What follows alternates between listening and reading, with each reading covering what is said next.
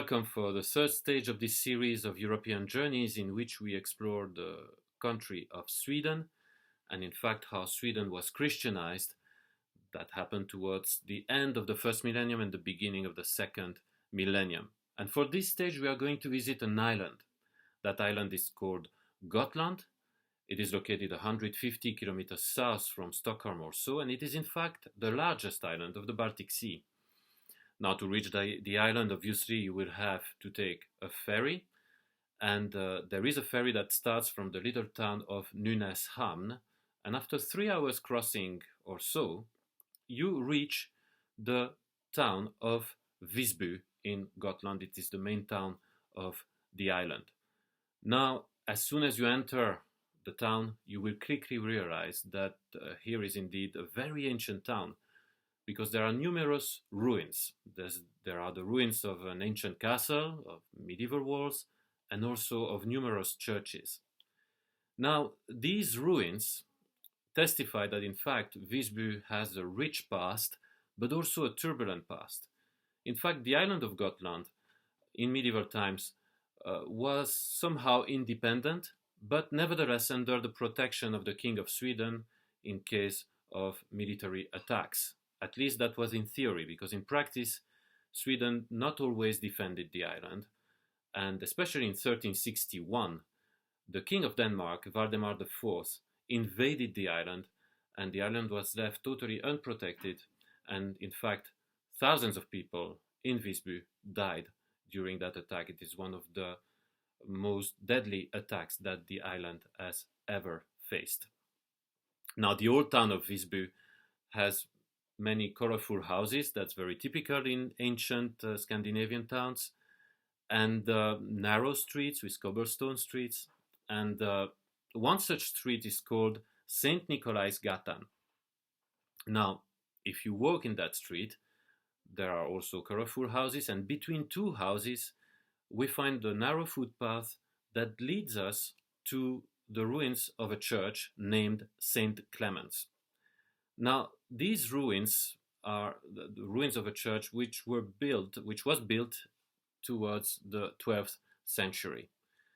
But nevertheless, a 19th century archaeologist named Emil Eckhoff made research there towards the end of the 19th century, beginning of 20th century, and discovered the foundations of other churches that existed before the church that we see now today, or the ruins of the church that we see now today. And the earliest foundations that he found there date back to the beginning of the years 900, the beginning of the 10th century. And that is very significant, because in fact this would mean that here was probably one of the most ancient church buildings of Sweden, together with Birka, which we explored in our last stage. And this leads us to ask ourselves a question: how did the gospel reach Visby? Now, there is an ancient story which was told here that it was in fact the king of Norway, Saint Olaf, famous king of Norway, who came to Gotland and preached the gospel there.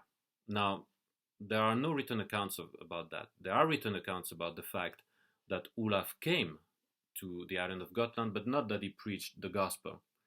Now, even though he may have preached the gospel, that's possible because he was a Christian king after all. He could have preached the gospel here, but nevertheless the dates don't match, because the church we are exploring, or the foundations of the church we are exploring today, were in fact built 100 years or so before the birth of Olaf. So the dates don't match, so we can't really look into Olaf to find how the gospel came to the island. And in fact, we don't have any written records about that. Contrary to Birka, where we read a lot about Ansgar, we talked about Ansgar in our last stage, there are written records about Ansgar and about what he did there, the missionary base he planted there in Birka, but there's no such records about the city of Visby.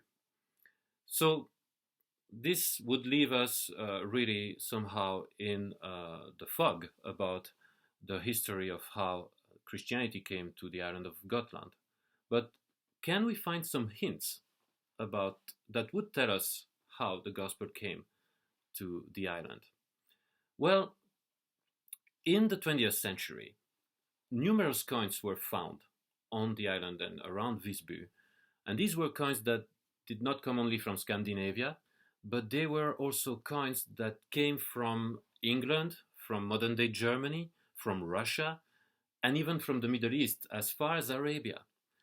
And in fact, we know also that in the 13th century, the German language was more spoken than the Swedish language in Visby, and that is because Visby was in fact a Hansa town. Now, the Hansa League was in fact a league of towns among which trade was happening, and many of those towns were German, and so therefore there were many German merchants that were traveling to Visby, and many of them in fact settled there. Now, what does that have to do with the gospel? This is about trade, about economics, not so much about the gospel.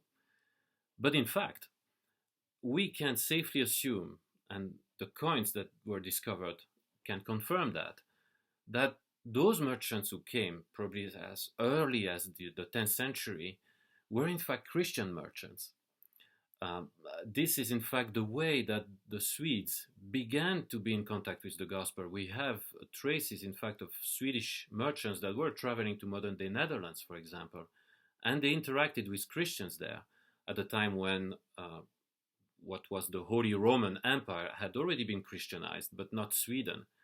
And so these were probably the first contacts that Swedish people had to the gospel. So this is probably why we know that not only Birka but also Visby became the earliest Christian centers of Sweden. So trade indeed was probably God's secret weapon, or if you prefer, secret tool, to expand the message of the gospel to the Scandinavian lands.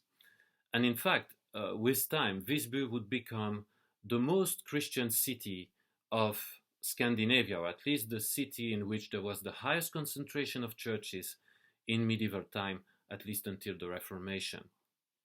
Now, this is particularly interesting because also if studies in the history of the church history of Finland, some also claim that in fact the first Finns to come in contact with the gospel were also merchants, and they probably had that contact right here in Visby.